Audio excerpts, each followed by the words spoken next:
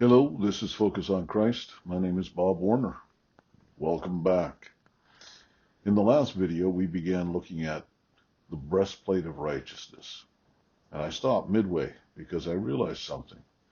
Before we could go further, we needed to slow down, not to complicate the message, but to make sure that we don't miss the heart of it. You see, I'm not trying to build a teaching series or get likes, though I do like your likes. And I do like it when you share. But that's not my ultimate purpose. My desire, my purpose, my passion is simple. That this truth gets a firm grip on your heart. And when it does, your walk with Christ will never be the same. And when that happens, I'll be overjoyed. So before we talk more about the tactics of the armor of God and the advantages of the breastplate of righteousness, and we will return to that, I want to be very honest with you now. Our vulnerability is real. Just because you are a Christian does not mean you have a solid grasp on the righteousness of Christ. For many years I didn't, and I'm still laying hold of this truth. And even if you grasp it, it doesn't mean that you're standing in it. You might have grown up in a Christian home. I did. You might have lived around Christian language all your life. You might even know the words, in Christ, armor of God, stand strong in the Lord, and you may understand the doctrine. But that doesn't mean that you're walking in the reality of it. Familiarity does not equal protection, and the enemy knows it. He watches our lives, he tests our armor, he presses on the areas we don't understand, and nothing pleases him more than to find believers who confess righteousness of God in Christ. But secretly, they rely on their own righteousness.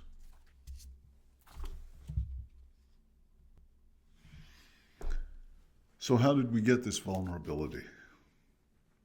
Well, it all goes back, way back to the beginning. When Adam and Eve turned from God, everything fractured. They lost fellowship, they lost blessing, they stepped into fear, shame, and survival. And that is the condition of the human soul apart from God. We know something is wrong, we know something is missing, we know we can't fix ourselves. So we turn inward, self-interest becomes our focus, self-protection becomes our instinct, and self-effort becomes our reflex. And that is why pride, fear, anger, jealousy, control, and condemnation fill the human heart. And that is why the conscience stings, accuses, and never fully rests. The conscience is where this battle hits first. Your conscience is active. It's not going to let you ignore what's right and wrong. And because of that, we develop our own ways of dealing with guilt and shame. We justify ourselves. We excuse ourselves. We try to hide our flaws. We try to balance the scales by doing something good to compensate for the bad. Does that sound familiar? Call it a scoreboard mindset, a merit machine, a performance trap. Call it karma. Paul calls it the elementary principles of the world, a life built on earning, deserving, and proving. And here's the danger. These instincts do not disappear when you become a Christian. Many believers confess grace with their lips, but they still live under the pressure to prove their sincerity, to strive to please God, to qualify for God's love, to earn God's acceptance, to maintain their standing by effort. It's always do, do, do. And much preaching unintentionally reinforces it. 5 steps, 7 keys, 12 principles. It feeds the part of us that wants control, predictability, and results. Now, this vulnerability is exactly what the enemy exploits. Nothing serves the enemy better than Christians stuck in religious effort. He will gladly turn your walk with God into a checklist. He will push you for more effort. He will use your weaknesses against you and then bury you in accusation and condemnation. He'll trap you in that cycle until either you settle for mediocrity or you collapse under exhaustion. And this is why Paul commands us to put on the breastplate of righteousness. The cure is the breastplate of righteousness. Your union with Christ, who you are in him, who he is in you, and the righteousness you possess through faith in Christ. That's your only protection against this vulnerability. It's your only protection against a works-based righteousness. The enemy will drive you to a work-based righteousness unless you are protected with the breastplate of righteousness. This is not a doctrine to admire. It's an armor to wear.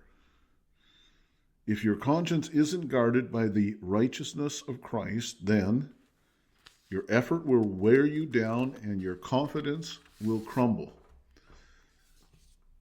Your sense of God's love will fade.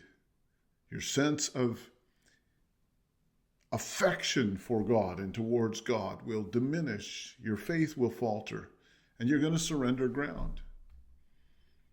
But when your heart is anchored in Christ's righteousness, not yours, then you become unshakable.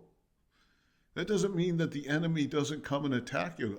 I'm trying to tell you, he's always going to attack you. He's always going to be probing, your confessions. He's going to be looking for your vulnerabilities. He wants to know, do you really believe what you say you believe?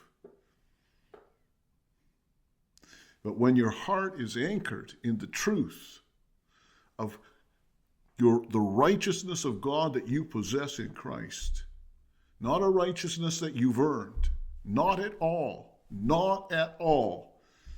When your heart is anchored in the righteousness of God that is in Christ Jesus, the truth of the gospel, then you become unshakable. You stop striving to earn favor that you already have. You stop trying to fix problems that Christ has already dealt with. You stop carrying burdens that grace was already meant to carry. You live in the provisions and the protections and the privileges of a covenant whose terms Christ has already fulfilled. And when you're living knowing the fullness of God and that you are complete in Christ, standing in his righteousness, no longer striving to earn God's acceptance, then you can stop all your religious activity and love the person next to you and be kind and be caring. And you can actually express the life of Christ that's in you.